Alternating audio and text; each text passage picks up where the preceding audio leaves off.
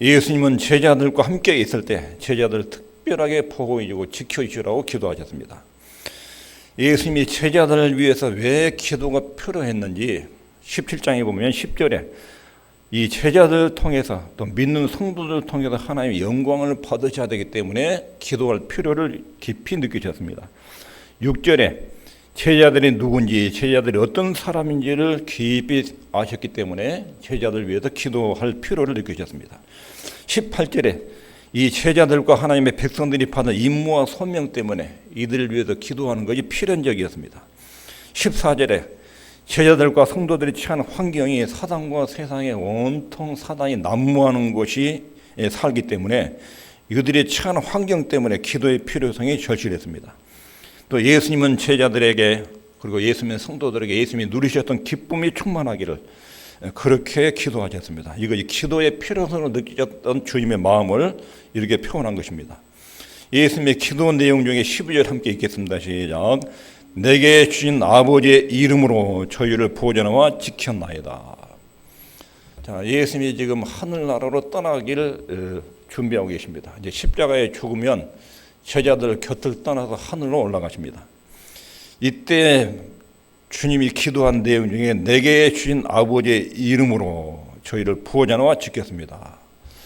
예수님의 기도 속에 내가 3년 동안 제자들을 지키고 보존했는데 아버지의 이름으로 저희를 보존하고 지켰습니다. 6절에 보면 세상 중에서 내게 주신 사람들에게 내가 아버지의 이름을 나타내었나이다. 하나님의 예수님을 세상에 보내신 목적 중에 하나가 하나님의 이름을 나타내기 위해서. 하나님의 이름은 하나님의 인격과 속성을 나타냅니다. 예수님이 하나님의 이름을 나타냈던 말은 예수님을 통해서 하나님이 세상에 알려지고 나타났다는 것입니다. 그 이름은 예수를 믿는 사람들에게만 알려졌습니다. 그러므로 예수 그리스도를 믿는 순간 하나님에 대한 비밀이 우리에게 전달이 되고 알려지는 것입니다. 성경에 이런 경우들이 나오는데 요한계시록 3장 10절에 보면 이기는 자는 내가 하나님의 이름을 그의 위에 기록하리라. 하나님의 이름을 기록한다. 이 말은 다른 사람들은 하나님에 대해서 전혀 알지 못하지만 예수님을 믿는 사람들에게는 하나님을 알 수 있는 청명을 받는다. 그런 뜻입니다. 예수님을 안 믿는 사람들은 하나님을 아는 청명에 딱 막혀 있어요. 근데 예수를 믿는 사람에게는 하나님을 아는 청명이 열려진 거예요. 이기는 자에게 아버지의 이름을 나타냈다. 이런 뜻입니다. 그리스도인들은 끊임없이 하나님과 교회를 통해서 하나님을 알아가는 그런 상태에 있기를 원하십니다. 기도하고 하나님께 예배하고 말씀을 읽으면서 하나님이 어떤 분인지 그분이 어떤 존재인지 끊임없이 그분을 알아가는 이 과정이 하나님의 보호 속에 들어가는 것입니다.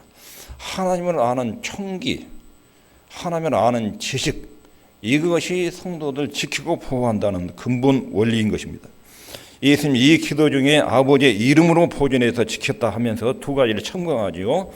아버지의 이름으로 저희를 보존하고 지켰습니다. 먼저 지켰다. 3년 동안 네 가지 제자들을 아버지의 이름으로 지켰습니다. 지켰단 말은 예수님 목자로서 양떼를 늘 주시하고 있었다. 내가 3년 동안 아버지의 이름으로 이 제자들을 끊임없이 주시하고 있었습니다.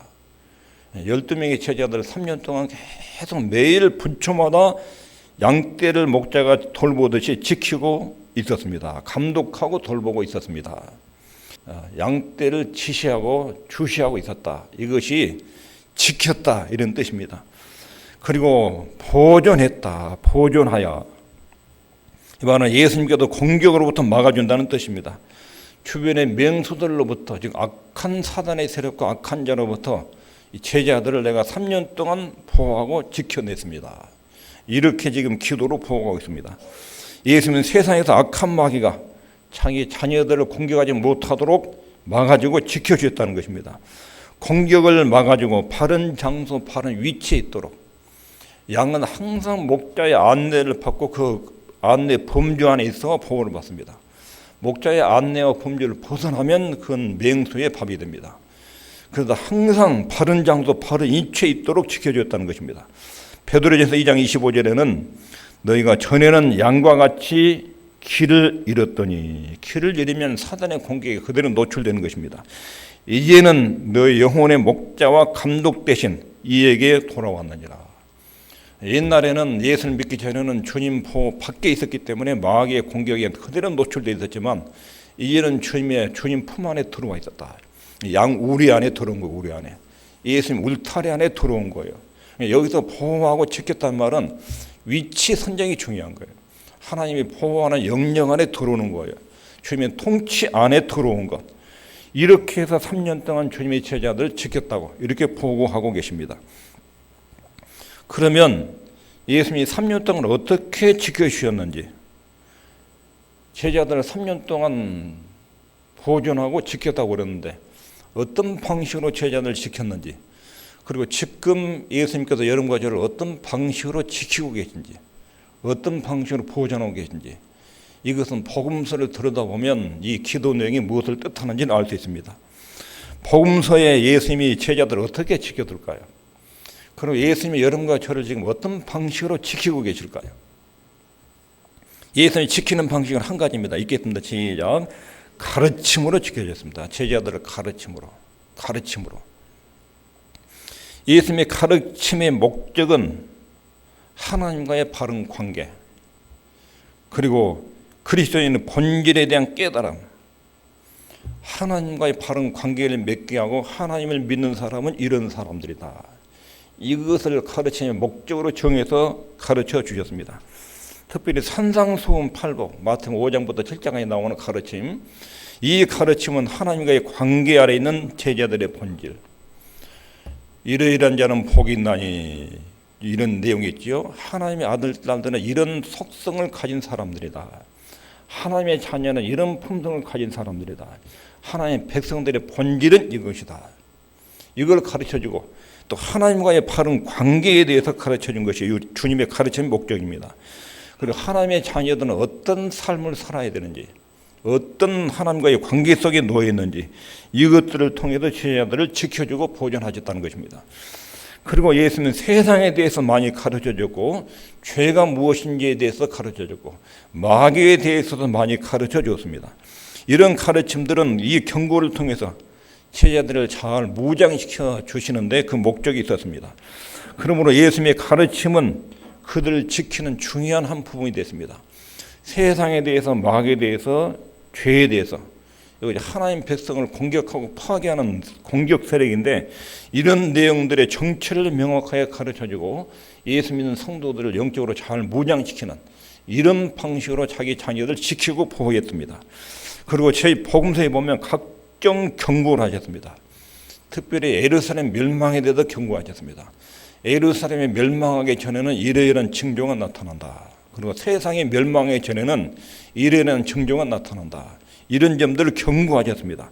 장차 일어날 환난과 위험에 대해서 대처하도록, 그렇게 해서 이 멸망을 미리 준비하고 예비할 수 있도록 가르치는 것이 제자들 지키는 방식이었습니다. 그리고 예수님은 때로는 제자들 호되게 꼬집습니다.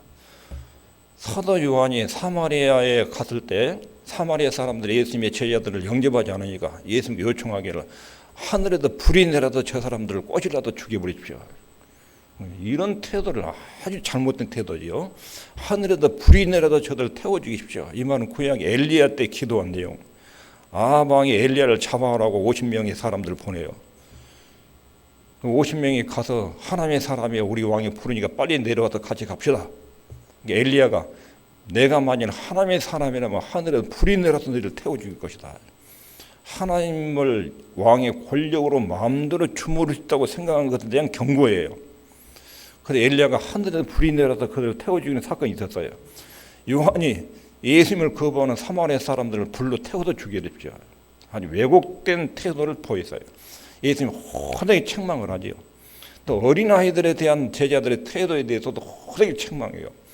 호되게 책망하고 꾸짖는 것은 제자들의 무지함, 총명이 얻어진 것을 통해서 하나의 나라를 훼손하거나 하나의 뜻을 방해할 수 있는 요소들에 대해서 어리석고 무지한 것을 밝히 깨닫도록 이걸 막아주기 위해서 책망하고 징계해서, 끝이 그 징계해서 이것들을 보호해 준 것입니다. 이들의 생각과 이들의 영혼과 가치관들을 하나님 말씀으로 바르게 세워주고 잡아줘.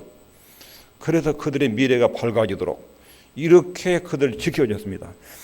예수님은 지금도 우리를 주의 말씀으로 지켜줍니다. 하나님 말씀을 듣고 옳은 길로 가면 거기에 하나님 보호와 인도와 축복이 따릅니다. 하나님 말씀 외면하고 자꾸 거역하고 반역의 길로 가면 거기는 인생이 참 고달프고 힘들고 하나님 징계가 따릅니다. 우리를 보호하는 방식은 하나님 말씀을 우리에게 전달해 주셔서 우리 영혼을 보호해 줍니다.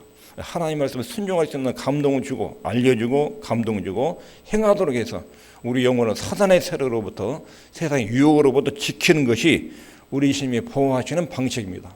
하나님 우리를 어떻게 보호하시냐? 가르침을 통해서 보호하십니다. 그 다음에 여기서 주님의 기도 중에 한 중요한 부분이 나옵니다. 내가 저희와 함께 있을 때 내게 주신 아버지의 이름으로 저희를 보존하며 지켰나이다. 이 기도는 내가 내게 속한 자들을 보호하는 일에 한치의 실수가 없었습니다.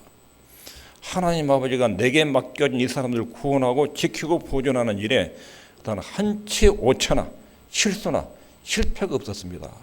그런데 지금 우리 딱 이 기도 들으면 가룟 유다가 배반했는데, 가룟 유다가 탈선했는데 예수님의 실패 영역이 아닌가, 바로 이 느낌이 들잖아요.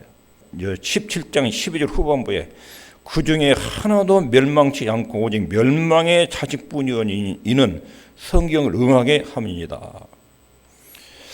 제자들은 참 무식했습니다. 학교 교육도 제대로 받지 못했고 약했고 그리고 능력도 충분하지 않았고 그냥 평범한 보통 사람들이었습니다. 예수님의 말씀을 가르쳐도 이들을 잘 이해를 못했습니다.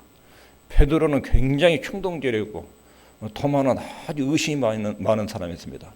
예수님의 12명 제자들 중에는 다양한 품품을 가진 사람들, 기질도 다양하고 무지하고 충동적이고 의심이 많은 이런 부류의 사람들이 있었는데 예수님이 이들을 지켜내는 일에 끝까지 성공적으로 지켜냈습니다. 그런데 그 기도 중에 12절 후반부에 보면 하나도 멸망치 않고 오직 멸망의 자식뿐이오니 지키고 보존했다 하는 그 말씀 속에 가룟 유다에 대한 언급이 있습니다. 17장 핵심 중간 부분에서 가룟 유다에 대한 언급이 기도 속에 들어와 있습니다. 예수님이 십자가 지기 전에 기도하셨는데 왜 여기서 가룟 유다에 대한 언급이 있을까? 기도 중에 제자들과 후대들을 위해서 기도하는 중에 가룟 유다에 대한 언급이 기도 중에 나오고 있는 거 이게 심상치 않습니다. 가룟 유다가 12제자 중에 한 사람이지만 예수님의 기도 속에 보면 예수님의 기도의 대상이 아니었습니다. 가룟 유다를 위해서 주님이 기도하지 않으셨습니다. 가룟 유다는 원래 아버지께서 예수님께 맡겨진 사람이 아닙니다. 창세전에 예수님께 맡겨진 사람들을 위해서 십자가에 죽으셨는데 가룟 유다는 그 사람이 아닙니다. 창세 전부터 택한 백성에서 예외된 사람이에요. 빠진 사람이에요. 가룟 유다는 사도들과 전혀 관계가 없는 사람입니다. 12사도들 중에서 타락한 사람이 아니라 처음부터 하나님을 안 믿는 사람입니다. 이 부분이 참 신기한 부분입니다. 만약 유다를 제외하고 모든 사람들을 다 지켰습니다. 이렇게 기도했다면 12명 제자 중에 한 명이 지금 탈선했기 때문에 예수님의 사명에 허점이 생긴 것입니다. 실수와 실패가 발생한 거예요. 다 지켰다 이 말이 통하지 않는 거예요. 요한복음 6장 67절 11절에 보면 내가 너의 12를 택하지 아니하였느냐 그러나 너희 중에 한 사람은 마귀니라 하시니라. 이 말씀은 가룟 시몬의 아들 유다를 가리키십니다. 저는 12 중에 하나로 예수를 팔자르라. 근데 예수님을 팔아먹을 사람을 택할 때부터 알았어요. 가룟 유다를 선택할 때부터 아셨어요. 그리고 왜 이 부분을 십자가를 지시기 전 기도에서 가룟 유다를 언급하고 계신지 여기에 세 가지 이유가 있습니다. 그 중에 하나도 멸망치 않고 창세전에 예수님이 맡긴 사람은 한 명도 멸망치 않고 예수님이 다 속죄하고 이들 구원시켰습니다. 그런데 그 중에 한 명 멸망의 자식 12명 중에 멸망의 자식 가룟 유다를 말합니다. 멸망의 자식만 구원해서 제외됐습니다. 왜 가룟 유다에 대한 내용을 언급하셨는가? 예수님의 기도는 큰 소리로 기도하셨습니다. 11장의 기도는 큰 소리로 기도하신 의도는 멀리 떨어져 있는 제자들이 다 듣도록 예수님의 기도 내용을 12 제자들이 들어야 될 필요성을 느끼고 기도하셨어요. 1차적으로 하나님께 듣도록 기도하신 거지만 하나님만 듣도록 기도하려면 예수님이 소리를 내지 않고 속으로 기도할 수 있어요. 그런데 예수님의 기도 내용을 제자들이 인식하도록 하기 위해서 큰 소리로 기도를 하셨어요. 그러니까 제자들이 인식하도록 기도하셨단 말은 제자들 중에 가룟 유다도 이 기도를 듣도록 기도하셨어요. 가룟 유다도. 12명 제자들이 전부 다 들을 수 있도록 기도하셨어요. 12절을 와서 기도 내용을 들을 때 얼마나 제자들이 뜨끔했겠습니까? 특별히 가룟 유다 같은 경우 얼마나 뜨끔했겠어요. 다 구원받지 못하고 그중에 한 명 멸망의 자식이 있다. 이 내용을 가룟 유다가 들었어요. 12명의 제자들 들었고요. 그러면 제자들에게 이 기도의 의미는 뭐냐면 앞으로 가룟 유다가 배신하는 행동이 나타날 때 너희들 놀라지 말아라. 놀라지 말아라. 예수님 십자가에 죽은 것도 그 충격을 받았는데 십자가에 죽게 된 핵심적인 요소에 가룟 유다의 배신이 있었다고. 돈 받고 팔아먹는 배신. 그러나 예수님이 잘 가는 장소도 알려주고 누가 예수라고 제자들이 있는 가운데 딱 지목도 해주고 이런 행동에 대해서 제자들이 엄청난 충격을 받을 거예요. 이 충격에 대해서 미리 주님께서 지금 예방 조치를 취하고 있고 예방 주사를 넣는 거예요. 이 주님의 제자들에 대한 얼마나 세심한 배려와 사랑이 있는지 이거 보면 참 놀라운 부분입니다. 가룟 유다의 행동은 내가 처음부터 알고 있었다. 가룟 유다의 배신을 처음부터 알고 있었다고 요한복음 6장 그리고 요한복음 13장에 언급하십니다. 앞으로 가룟 유다의 행동을 미리 대비하도록 배신적 행동을 보고 너희들 충격하지 말아라. 이런 유다의 배신은 내가 처음 선택할 때부터 알고 있었다. 예수님은 제자들에게 앞으로 유다의 배신에 대해서 정확하게 언급하고 나는 전지전능한 하나님으로서 앞으로 일어날 일을 다 안다. 십자가에 죽을 일도 알고 유다의 배신도 미리 다 알았다. 나는 이는 앞날을 내다보는 전지전능한 하나님이다. 너희들이 이런 날을 알기를 바란다. 이런 취지에서 12절의 기도 속에 가룟 유다를 포함한 것입니다. 내가 저희를 위하여 비옵나니 예수님이 누구를 위해서 빌어요? 저희는 택한 사람들이요. 하나님의 자녀들 위해서 비옵는다. 내가 비옵는 것은 세상을 위함이 아니요. 하나님의 자녀가 아닌 사람을 위해서 기도하지 않았어요. 하나님의 자녀가 아닌 사람은 예수님의 기도 대상이 아니에요. 믿지 않는 사람 중에 주님께로 돌아오는 사람들, 이 사람들은 기도에 포함되어 있지만 천국 갈 때까지 예수님이 재림할 때까지 믿지 않은 사람들, 이 사람들은 주님의 기도 대상이 아니에요. 이런 면에서 가룟 유다는 예수님의 기도 대상에서 제외된 사람이에요. 처음부터 외인이에요. 유다를 위해서 기도하지 않으셨어요. 예수님 유다와 같은 신분의 사람들, 끝까지 예수님을 믿지 않은 사람들, 이 사람들 위해 기도하지 않으셨습니다. 그러므로 예수님을 믿는다는 것과 예수를 안 믿는다는 것, 이거 얼마나 큰 차이가 있는지를 인식해야 됩니다. 가룟 유다에 대한 기도가 예수님의 기도 중반 부분에 차지하고 있는 것은 여기 중요한 교훈이 있습니다. 첫 번째 교훈은 이것입니다. 교회의 핵심 조직에 속하면서도 하나님을 안 믿는 상태로 있을 수 있다. 목사, 장로, 권사, 교회 중심부에서 하나님 일한다고 하는 사람들, 이 사람들 중에서도 하나님을 안 믿는 사람이 있을 수 있다. 이 사람들 중에서도 가라지가 있어요. 가룟 유다, 예수님이 12 사도 중에 하나 있어요. 가룟 유다. 그리고 3년 동안 하나님 일한다고 따라다녔어요. 근데 그 중에 한 사람이 하나님을 안 믿었어요. 유다는 왜 그들 사이에 들어왔는지, 예수님을 믿고 따른 것에 상당히 어떤 매력이 있었어요. 매력. 거기에 그를 끌어당기는 매력이 있었어요. 그 매력을 느끼면서도 복음을 믿지 않았어요. 교회에 대해서 호기심을 가지고 접근하고 교회를 다니는데 복음은 안 믿어요. 거듭나지 않은 거예요. 이런 사람의 특징, 교회 핵심 조직에 속하면서도 하나님을 안 믿는 상태에 있는 사람들의 영적인 특징이 있어요. 가룟 유다의 특징입니다. 첫 번째, 유다는 사단의 지배 아래 있어요. 사단의 지배 아래. 요한복음 6장 70절, 내가 너희 12를 택하지 아니하였느냐. 그러나 너희 중에 한 사람은 마귀니라. 한 사람은 가라지다. 유다는 마귀에 사로잡혀서 사단의 통제와 조정을 받는 사람이었어요. 이런 사람이 예수님의 핵심 조직에 들어와서 사도로 지금 가장에서 활동을 하고 있는 것입니다. 두 번째 가룟 유다의 특징은 눈이 멀어도 진리를 보지 못했다. 고린도후서 4장 3절 4절을 보면 만일 우리 복음이 가리웠으면 망하는 자들에게 가리운 것이고, 복음이 가리웠어요. 어떤 사람에게? 망할 사람들에게. 지옥 갈 사람들에게는 복음이 안 보여요. 가리웠어요. 그 중에 이 세상 신, 즉 사단이 믿지 아니하는 자들의 마음을 혼미케 하여 그리스도의 영광의 복음의 광채가 비치지 못하게 하면, 사단이 하나님을 깨닫는 마음, 복음을 깨닫는 마음을 다 닫아버려요. 어둠이 가려서 마음을 혼미케 해서 정신을 차리지 못하게 해서 하나님의 구원 진리를 전혀 깨닫지 못하도록 막아버려요. 사단의 지배를 받는 가룟 유다의 특성이 두 번째, 눈이 멀어서 영적인 분별력이 없어서 진리를 보지 못했다. 세 번째 가룟 유다의 특성은 그의 인격의 본질에 사단이 들어있었다. 사단의 속성이 비열함이 들어있었어요. 요한복음 12장 6절에 보면 이렇게 말하면 가난한 자들을 생각함이 아니요 저는 도적이라 동궤를 막고 거기 넣는 것을 훔쳐가미라.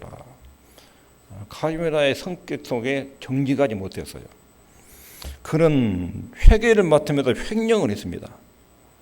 유다의 비극은 자신의 이익과 탐욕을 채우기 위해서 예수님을 이용하기 위해서 따라다녔습니다. 유다는 예수님을 이용해서 정치적인 한 자리를 차지해서 이스라엘의 권력의 자리에 오르는 것, 이런 야망을 가지고 예수님을 따랐습니다. 개인의 소원 성취를 위해서 신앙을 이용하고 예수님을 이용하려는 이런 목적으로 예수님을 따른 사람이 가룟 유다였습니다. 참된 그리스도인들은 하나님의 말씀과 뜻을 쭉 흡수합니다. 받아들입니다. 하나님의 뜻을 받아들이고 자기 생각을 포기합니다. 가룟 유다는 자기 욕심과 욕망, 자기 소원을 속에다 두고 하나님의 말씀을 거부했습니다. 두 번째, 가룟 유다를 통한 교훈, 좋은 가르침과 모범으로 하나님의 자녀가 되지 못한다는 것입니다. 예수님은 최고의 가르침을 베푸신 지상에서 최고의 스승이었습니다.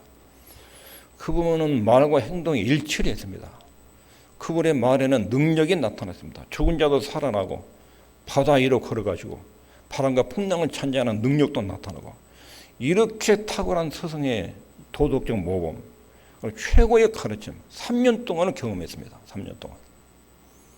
그런데 최고의 가르침 모범이 사람을 거듭나게 못한 거예요. 좋은 모범을 통해서 그리스도인이 되지 못하고 좋은 가르침을 통해서 천국에 이르지 못합니다. 천국에 가려면 거듭나야 됩니다. 다시 태어나야 됩니다. 다시.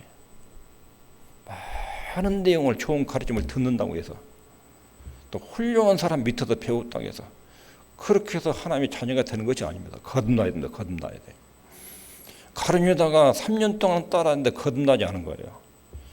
얼마나 좋은 가르침, 최고의 스승 밑에서 최고의 기적들을 보고 최고의 교훈을 받고 최고의 훌륭한 도덕적 모범을 보인 스승 밑에서 3년 동안 있었어요. 근데 거듭나지 않았어요. 천국까지 못한 거예요. 가르침과 모범, 이것으로 하나님의 자녀가 되지 못한다. 다시 태어나야 돼. 다시 태어나야 돼. 남보다 착하게 사는 것, 남보다 성경을 더 많이 하는 것, 좋은 일을 많이 하는 것, 이것으로 하나님의 자녀가 되지 못합니다. 거듭나야 됩니다. 거듭난 사람은 신의 성품을 받습니다. 거듭나야 하나님의 생명이 그 속에 들어옵니다. 하나님의 생명이 들어와야 하나님 말씀이 이해가 되고 느껴지고 받아들이게 되는 것입니다. 가룟 유다는 전혀 이것을 체험하지 못했습니다. 예수님을 만날 때부터 가룟 유다는 하나님 말씀이 자기 속에 들어오지 않았습니다. 하나님의 생명이 자기 속에 들어온 것을 원천적으로 차단했습니다. 육신의 욕망과 세상에 대한 야망이 예수님으로부터 들려오는 최고의 가르침이 그 마음속에 파고 들어오지 못하도록 차단시킨 것입니다. 세상의 겉모습이 아무리 좋아도 결국은 가룟 유다의 유혹은 파멸으로 종결됩니다. 거듭나지 않으면 결국 멸망의 자식으로 남습니다. 그래서 고린도후서 13장 5절에 너희가 믿음이 있는가 너희 자신을 시험하고 확증해라, 자꾸 이야기하는 거예요. 여기까지 내용을 정리하면 예수님은 제자들 지키시고 보존하셨다. 하나님의 아들과 딸인 여러분과 저도 지금까지 주님이 지켜주고 보존하십니다. 어떤 방식으로 지킨다고요? 가르침으로. 거듭나면 하나님 말씀이 들립니다. 하나님 말씀이 들리면 길이 보입니다. 길이. 이 길을 가면 안 되고 이 길을 가면 안전하다. 길을 보여줍니다. 하나님의 진리가 우리의 마음을 비춰줍니다. 진리의 말씀을 들으면 안전한 길 어떤 길인지를 알게 되고 확인하게 되는 것입니다. 예수님은 제자들에게 산상수훈을 통해서 때로는 경고로 때로는 혹독한 꾸지람으로 이들의 정신을 차리도록 가르치고 깨어나게 하셔서 사단의 어둠의 세력으로부터 이들을 보호하고 지켜주셨습니다. 가룟 유다는 처음부터 거듭나지 않은 사람이었습니다. 처음부터 예수는 안 믿는 것입니다. 믿다가 탈선한 게 아니에요. 믿다가 탈선한 사람은 돌아옵니다. 예수를 영접했던 사람이 교회를 안 다니면 언젠가는 돌아오고 믿습니다. 그러나 교회를 다니다가 떠나서 죽을 때까지 안 다닌 사람, 그리고 죽은 사람, 이 사람은 처음부터 안 믿는 사람입니다. 처음부터 안 믿는 사람. 교회를 다니다가 이단에 빠져가지고 이단 교리로 끝까지 가가지고 죽은 사람, 이 사람도 처음부터 하나님 안 믿는 사람이에요. 처음부터 안 믿는 사람.